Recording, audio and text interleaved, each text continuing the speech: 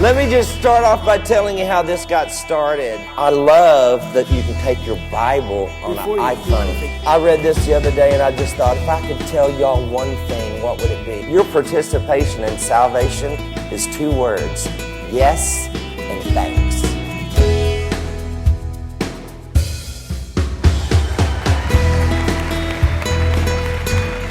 Hello, nice to see you all. Thank y'all for coming. Thank y'all. Let me just start off by telling you how this got started.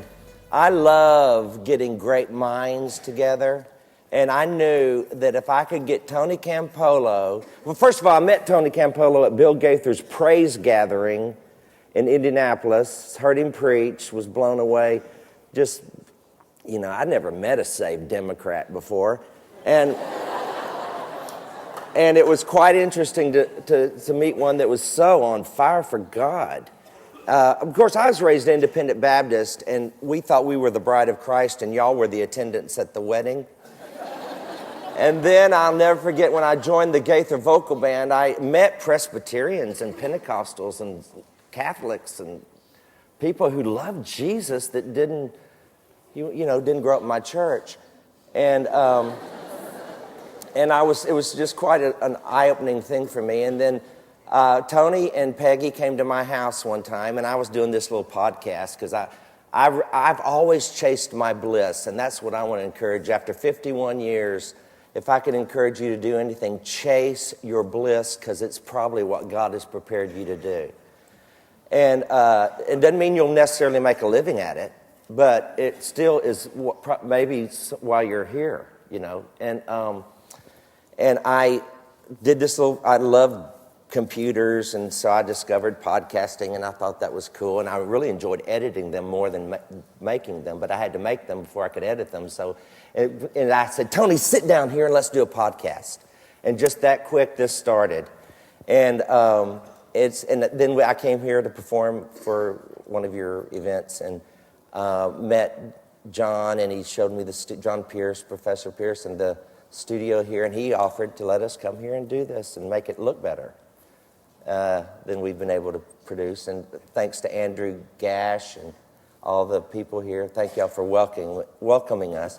And I thought the way I would start off the program, because I love that you can take your Bible on an iPhone. Before you do anything else, yeah, you may not know me and Mark very well because we're old guys. Yeah. But the one thing you do know about Mark that you don't even know you know about Mark is he's the guy that wrote that Christmas song, Mary, Did You Know?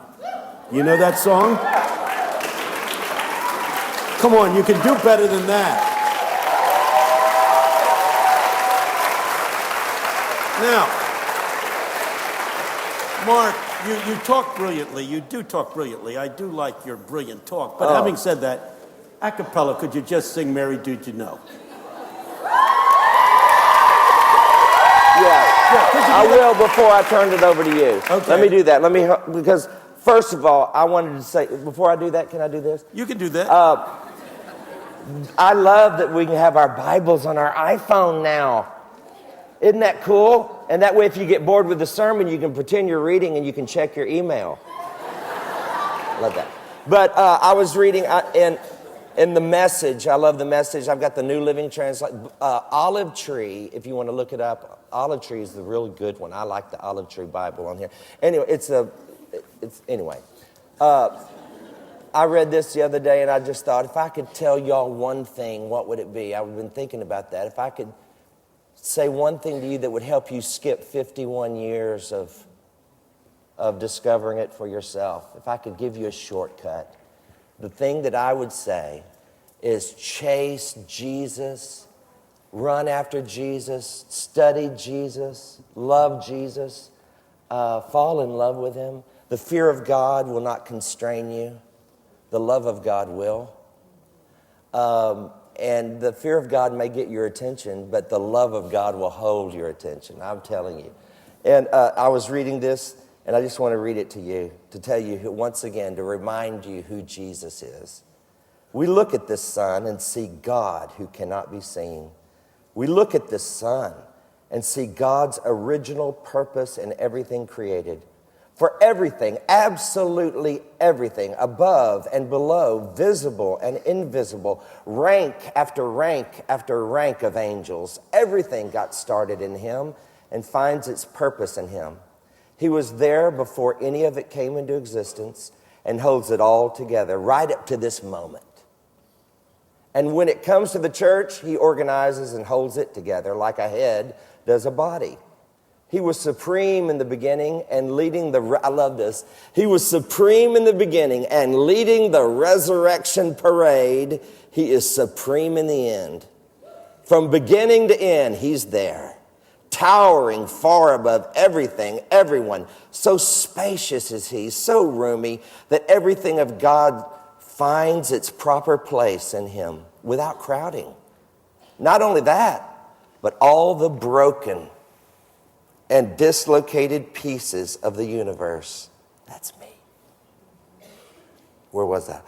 People and things, animals, and I love that. I love animals, they're included, and atoms, because I got 3 dogs, and they didn't fall, so they're already saved. Not only that, well, he's going to lay down with a lion, will lay down with a lamb. We got to have animals, right? He's coming back on a white horse. Our animals are getting in. Okay. So spacious is he, so roomy that everything finds us without crowding. Not only that, but all the broken and dislocated pieces of the universe, people and things, animals and atoms get properly fixed and fit together in vibrant harmonies, all because of his death, his blood that poured down from the cross. You yourselves are a case study in what he does.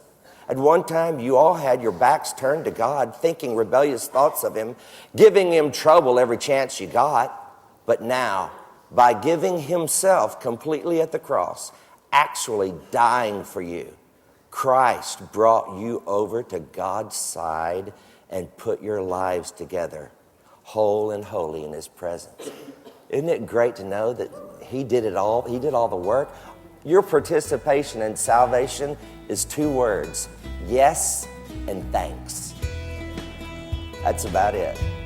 So that's what I wanted to start with. That's pretty good. I like that translation.